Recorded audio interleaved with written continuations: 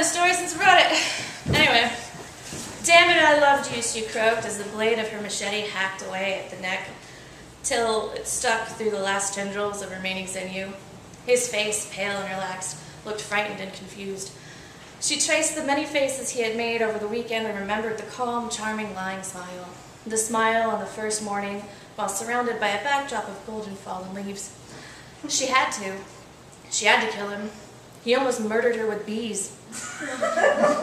Punchlines.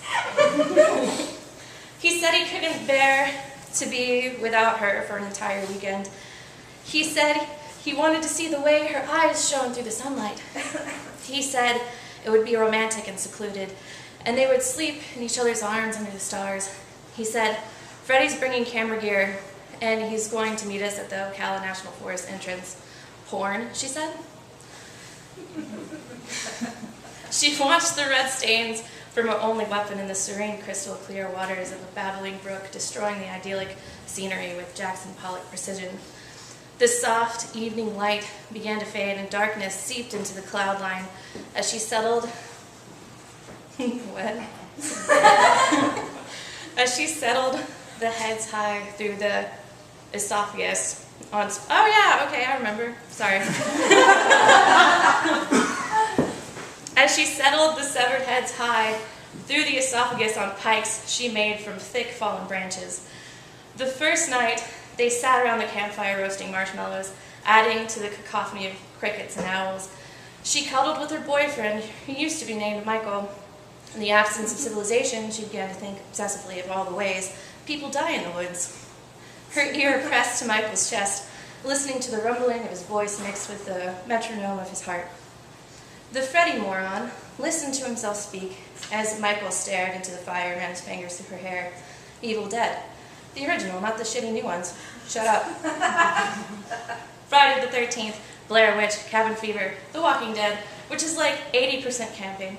The Birding, Cropsey. She made a list with the help of her fingers. If I had to die a horrible way in the woods, I'd pick a shark, she accidentally said, to the bemused stares of her future assailants. I'd pick Crystal because Crystal would never kill me, Michael said in a cute way to get a kiss. I would want a tree to follow me while I'm taking a shit, said Freddie. No, wait, you're bad at this, said Michael, laughing. You're supposed to pick something impossible so you won't die. Whatever, said Freddie. Anyway, you need to focus, man. We need to get this shit done tomorrow and go home.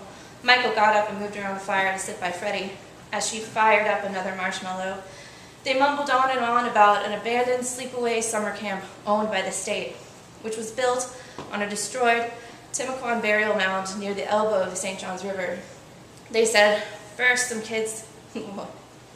they said the first of the kids left with minor injuries due to accidents caused by poor workmanship to save on operating cost. She watched as the outer layer of the marshmallow browned. Apparently, they had researched the artifacts that were excavated from the mound and relocated them to a museum across the country. With the help of park rangers, they planned to interview them on site in the morning. They had a clear, drawn map of how to get to the abandoned summer camp. Freddie pulled a raggedy-looking book from his knapsack. He read aloud cryptic passages that implied the souls of the Timucua people would one day rise again from the earth. An old ghost story said the remaining workers and children of the camp were killed by ashen vapors that poured into their mouths and eyes, rendering them hollowed-out corpses. She ignored them. Scary stories in a scary woods is scary bad. She focused on not hearing startling voices in the wind or footsteps in the black where she couldn't see. Good thing we brought a virgin sacrifice, Freddie said jokingly. It's the only way to calm the spirits. Whoops, said Michael, grinning in a stupid boy way to the unaware girl with marshmallow goo on her eyebrow. Hey, look, the myth says the victims will become the vessel and the beholders determine their demise. And there's a list of potential bad shit done to them. What does that mean? Are you a god? She said in her best Gozer impression. What's up, guys? How's it going? Thanks for coming. What?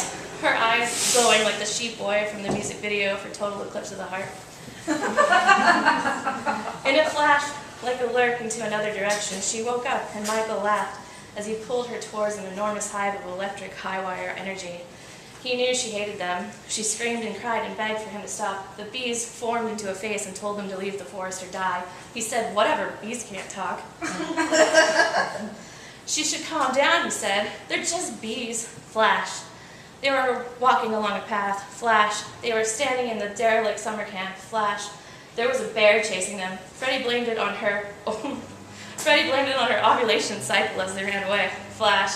She looked down and saw she had no legs and her body was covered in a layer of black feathers. They were back at the camp, next to the fire, on the first night staring at each other. They remembered nothing from a moment ago. She remembered, or she thought she did, as she ate another marshmallow. She settled into pondering as she heard a rustling in the trees. Quick as Rambo, she flung her flaming marshmallow into the noise. Everything in the forest paused. Convinced of some unnecessary emotional stress, the menfolk decided to sleep. But they didn't sleep. The sound of children laughing at night was just the rain through the leaves, and the dead animals lying in a pentagram was probably the usual carnivorous animal that aced geometry. The birds falling from their branches as they moved closer to the abandoned campsite were just pushed down by a strong gust of concentrated wind.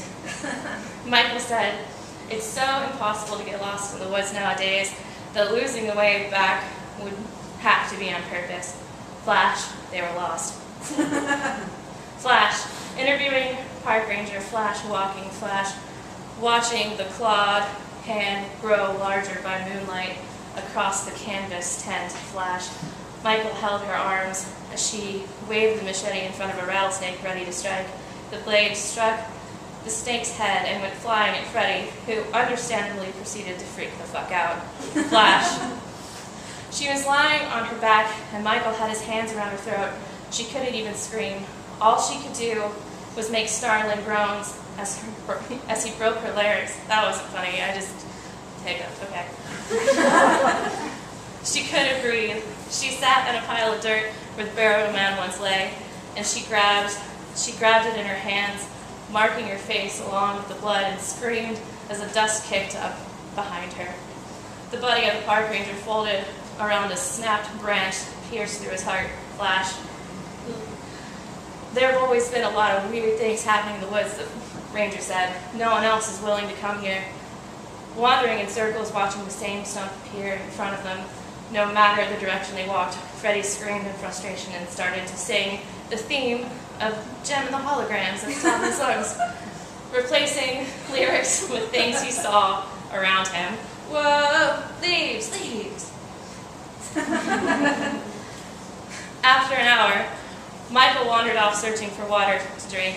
Freddie tried to rip her clothes. He tried to say he wouldn't die a virgin. She found a rock first and bashed his head in and said, "So you want to be the sacrifice?" Michael came back, but took off as if he saw another bear. Wait, said Freddie. "So we have to pick the vessel, like Ghostbusters, so we're deciding the thing that kills us?" "So we picked Crystal?" shrugged Michael. "So her pure heart has to be destroyed." "Awesome, just don't break her heart, dude," continued Fred. "Is all of that happening in order?" she asked. Flash. She ran thoughtlessly in the opposite direction, praying the vapor army of the dead wouldn't reach her. She stumbled and felt a sharp, piercing pain where her legs were. She saw her mangled shoe next to a wide-eyed, suffocating shark lying on its side, and she thought, "What the fuck?" as the ashes overwhelmed her. Flash. She looked down, and her feathers were covered in a white, pillowy goop. She watched her former self crawl into the tent, and she vanished of her own accord into the darkness she always was.